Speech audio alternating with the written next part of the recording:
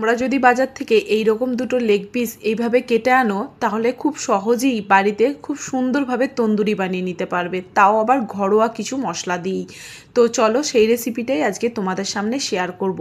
এখানে এই টেংরিগুলোকে ভালো করে ধুয়ে নিয়েছিলাম, তার মধ্যে পরিমাণ মতো নুন আর আদা রসুন বাটা দিয়েছি 2 চামচের মতো, জিরে ধনে হলুদ লঙ্কার গুঁড়ো, কিছুটা গোলমরিচের গুঁড়ো, কিছুটা চাট মশলা আর কিছুটা দই দিয়েছি, আর তার মধ্যে দিয়েছি কিছুটা ফ্রেশ ক্রিম আর কিছুটা দিয়েছি কস্তুরি মেথি।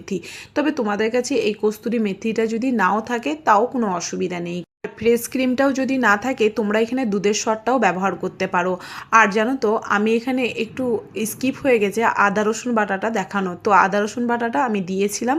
এরপরে ভালোভাবে মাখিয়ে নিয়ে একটা কড়াইয়ে মশলার যেটা মাখিয়েছিলাম টেংরির উপরে সেই মশলাটা দেবো না, শুধু টেংরিগুলোকে দিয়ে দেবো ওই তেলের মধ্যে। এরপর ঢাকনা বন্ধ করে 15 মিনিট রেখে দেবো, ঢাকনা খুলে আবার এপিঠ উল্টিয়ে আবারও 15 মিনিট রেখে দেবো। এরপর দু পিঠ বেশ ভালোভাবে লালচে করে ভাজা হয়ে গেলে ওই যে মশলাটা বাকি ছিল সেই মশলাটা ওর মধ্যে দিয়ে দেবো। এরপর 10 মিনিট ভালোভাবে কুক করে নামিয়ে নিয়েছিলাম। সত্যি কথা বলতে খেতে অপূর্ব হয়েছিল।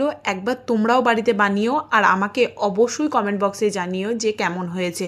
ভিডিওটা ভালো লেগে থাকলে একটু শেয়ার করে দিও, আর যারা আমার ফেসবুকের ফ্রেন্ড আছো তারা একটু ফলো করে দিও, আর যারা আমার ইউটিউবের ফ্রেন্ড আছো তারা যেন একটু সাবস্ক্রাইব করে দিও। সবাই ভালো থেকো, সুস্থ থেকো, আমি আবারও আসবো নতুন একটা ভিডিও নিয়ে।